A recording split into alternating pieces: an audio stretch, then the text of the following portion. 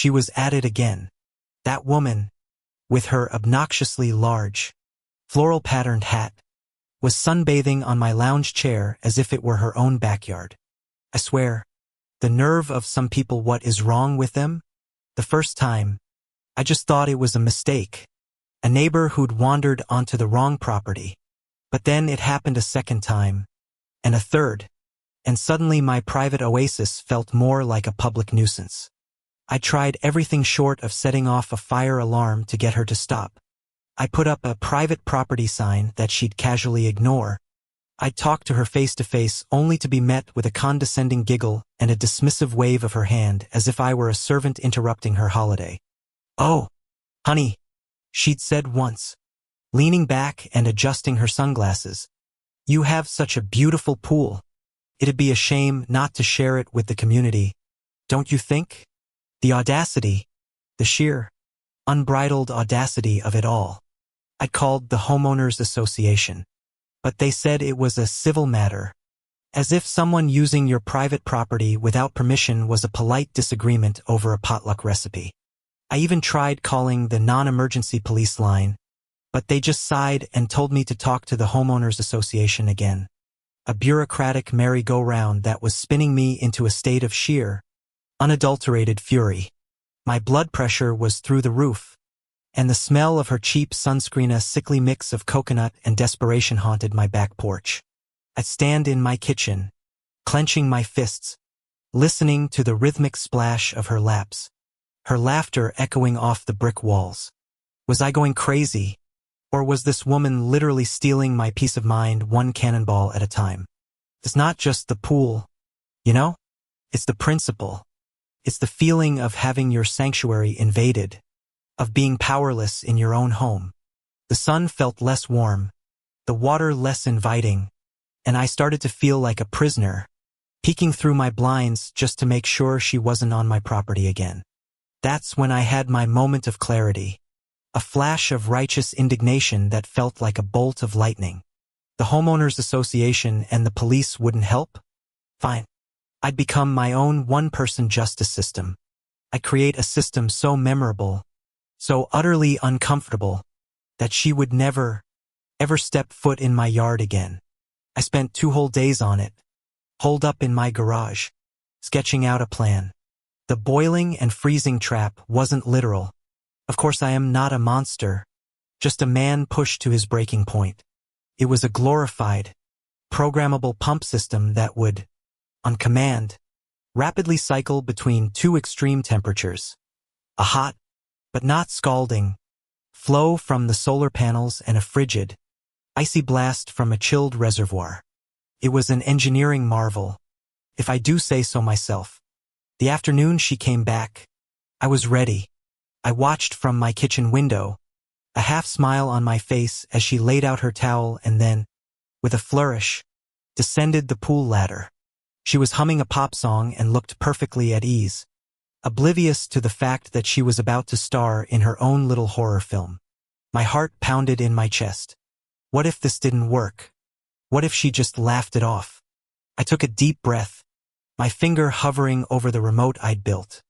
That's when I heard a splash. Her friend, a middle-aged man with a potbelly, had joined her. Oh, for crying out loud. I paused, my mind racing. Should I wait? No. The time was now. I pressed the button. First, nothing. She was still humming, her head bobbing above the water. I held my breath, and then it started. A shriek, a sudden, sharp gasp that cut through the lazy afternoon air. The water around her began to swirl, a sudden burst of warmth making her flinch. What was that? She yelled to her friend. The water just got hot. He shrugged. Maybe a heater malfunction? No, she said, her voice tightening with panic. The warm sensation was quickly replaced by a cold one, a jolt of icy water that made her jump. What in the world? Her friend scrambled out of the pool, looking bewildered. I don't know. I'm getting out of here. She was all alone now, thrashing in the wildly fluctuating water. It's freezing. Now it's burning. What is this? Her floral hat was askew, her perfectly styled hair was a mess, and her face was a masterpiece of pure, unadulterated confusion and rage. I heard her stumble out of the pool, dripping and shivering, her smug demeanor completely gone, replaced by a pathetic, defeated look. She immediately pulled out her phone and started yelling into it, probably to the homeowners association again, demanding that they do something about this insane person's broken pool. Just as she was about to make a scene in front of my porch, a police cruiser pulled up, followed by a golf cart with the homeowners association logo on it. I opened my front door. The officer, a young guy with a weary look, had a tablet in his hand. The woman was pointing at me, sputtering. "He did something to the water. He assaulted me." The officer looked at the woman, then at the tablet, then back at me. "Ma'am, we have a report here from the homeowners association, and it shows you've been given multiple warnings for trespassing on this property. You're also currently the subject of several complaints from Mr. Miller here." He looked at me, tiny, almost imperceptible smirk playing on his lips. "Mr. Miller says his pool's experimental heating system malfunctioned, and he has a video showing you knowingly entering his property despite the signs. He's also got a stack of emails showing his attempts to resolve this peacefully. So, what exactly is the issue?" Her face turned a beet red, a mix of shame and fury. She was speechless. "Looks like you have a clear case of trespassing, ma'am," the officer said, pulling out a ticket book. "And I don't think you want to be here when that experimental system gets a full-on test run. Do you?" She looked at the officer, then at me, then at the empty pool. A long, shuddering sigh escaped her lips as she slunk away.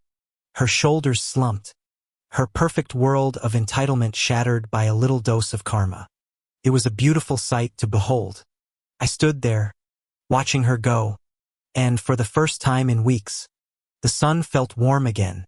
You can't always control who tries to mess with your peace, but you can control how you stand up for it. Sometimes, you gotta make a splash to make a point.